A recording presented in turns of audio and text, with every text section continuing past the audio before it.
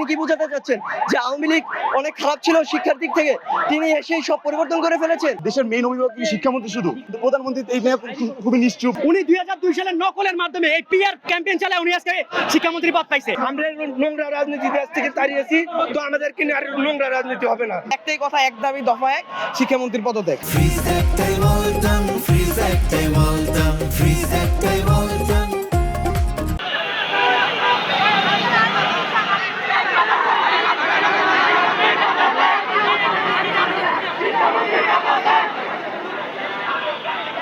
Exam নিতে হবে যে কালকে যতগুলো পোলাপাইন পানির কারণে পরীক্ষা দিতে পারে না, দুর্যোগের কারণে পরীক্ষা দিতে পারে না, যাদের আইডি কার্ড বুঝে অ্যাডমিট কার্ড ভিজে গেছে, ইভেন 10-15 মিনিট 20 মিনিট পরে যে হচ্ছে পরীক্ষা ঢুকতে পারে না, এটা কি নিয়ম? আমার লাইফ কি 15 মিনিটের উপর ডিপেন্ড করে তার কাছে? উনি 2002 সালের নকলের মাধ্যমে এই পিআর ক্যাম্পেইন চালায় উনি আজকে শিক্ষামন্ত্রী পদ পাইছে। আপনি আমাকে ভুল প্রমাণ করেন, আমি দেখবো।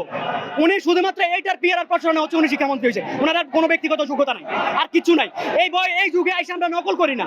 যত রাজনীতি, নোংরা রাজনীতি আমাদেরকে নিয়ে, আমরা নোংরা রাজনীতি দেশ থেকে তাড়িয়েছি, তো আমাদেরকে নিয়ে আর নোংরা রাজনীতি হবে না। তাই আমরা ওনাকে সাবধান করে দিতে চাই, ক্যাঙ্গারু মিলনকে। কালকের পরীক্ষা হয়েছে একদম বাজে, আর ওই কোশ্চেন ওগুলা বিসিএস ও করে না। যে কোশ্চেন আমাদেরকে দিছে আপনি খোঁজ নিয়ে দেখেন, একটা শিক্ষার্থীর যদি 5-6টার উপরে এমসিকিউ সঠিক হয়ে থাকে, আপনি জিজ্ঞাসা করে দেখেন কারো 5-6টার উপরে এমসিকিউ সঠিক হয় নাই। তিনি কি বোঝাতে চাচ্ছেন? ফেলের হার 70%, 80% করে তিনি কি বোঝাতে চাচ্ছেন যে আওয়ামী লীগ অনেক খারাপ ছিল শিক্ষার দিক থেকে, তিনি এসেই সব পরিবর্তন করে ফেলেছেন? তিনি এটা বোঝাতে চাচ্ছেন? তাহলে তিনি পদত্যাগ করে, আমাদের এখন দাবি একটাই, দফা একটাই, তার পদত্যাগ চাই। আমাদের কি দেশের মেইন অভিভাবক শিক্ষামন্ত্রী, শুধু আমাদের প্রধানমন্ত্রী তার থেকে বড় স্টেজে, কিন্তু প্রধানমন্ত্রী এই নিয়ে খুবই নিশ্চুপ। একটাই কথা, এক দাবি দফা এক, শিক্ষামন্ত্রীর পদত্যাগ। এটা কিন্তু একটা মেইন দাবি। এটা কেন আসলে এতদিনে? কারণ তার এই যে অযৌক্তিক সিদ্ধান্তের কারণে কিন্তু আসছে। আমরা মূলত পুরো এডুকেশন সিস্টেমে চেঞ্জ চাই, ঠিক আছে? এই যে আমাদের যে এডুকেশন সিস্টেমে যে আমাদেরকে যে মূল্যায়ন করা হয়, মূল্যায়ন যে পদ্ধতি, এটা ভাই আমরা পুরো চেঞ্জ চাই। প্রশ্ন কঠিন করুক, ভালো, আমরা কিছু জানতে পারবো নতুন কিছু, কিন্তু আমাদেরকে কিছু পড়াক, তারপর আমরা পরীক্ষাটা নেই ওই রকম টাইপের। আর হচ্ছে আপনি যদি বোর্ড কোশ্চেন সলভ করেন, অ্যানালিসিস করেন, আপনি দেখবেন যে এই প্যাটার্নের প্রশ্ন কখনো হয় নাই। আমি যতটুকু চেষ্টা করছি বেস্ট দেওয়ার, বাট পারি নাই। আর হচ্ছে আপনি দেখেন কালকে ফিজিক্স কোশ্চেন ছিল আমাদের, মানে 2টা সৃজনশীলে ভুল ছিল, হ্যাঁ ডাটা ভুল ছিল। এখন উনি পূর্ণ মার্ক দিবে, ঠিক আছে, বাট আপনি বলেন পূর্ণ মার্ক যদি দেয় 2টা প্রশ্নে, কালকে 2টা প্রশ্ন নিয়ে আমার মনে হয় 1.5 ঘন্টা সময় গেছে, তাহলে কিন্তু আমাকে 1.5 ঘন্টা সময় ফিরে দিতে পারবে না। তাহলে উনি বলেও লাভ নাই। উনি যদি আমাদের সবাইকে 20 করে দেয়, 20 মার্ক করে দিয়ে দেয় অলরেডি, তাহলে কিন্তু আমাদের আমাদের জন্য A+ থাকতেছে না।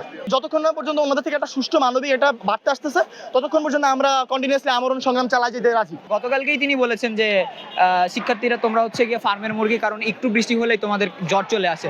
এখন এটা তো আমাদের ইচ্ছাকৃত কোনো দোষ নয়, এটা ইচ্ছা করে কিন্তু আমরা করছি না, আমরা কিন্তু মানে ভিজে পরীক্ষা দিতে গিয়েছি। এখন এই ড্রাইভারটা কে নেবে? এই দায় শিক্ষামন্ত্রীর, এই দায় শিক্ষা মন্ত্রণালয়ের। শিক্ষা ব্যবস্থার সংস্কার না করে, শিক্ষা ব্যবস্থায় ত্রুটিগুলো না সারানোর চেষ্টাও না করে, শুধুমাত্র বাচ্চাদেরকে বলির পাঠা করলে আমরা মায়েরা, আমরা অভিভাবকরা, আমাদের দেশের জনগণ, ছাত্র সমাজ কখনোই এইটা মেনে নিব না। মেনে নেওয়ার মতো একটা বিষয়ই না।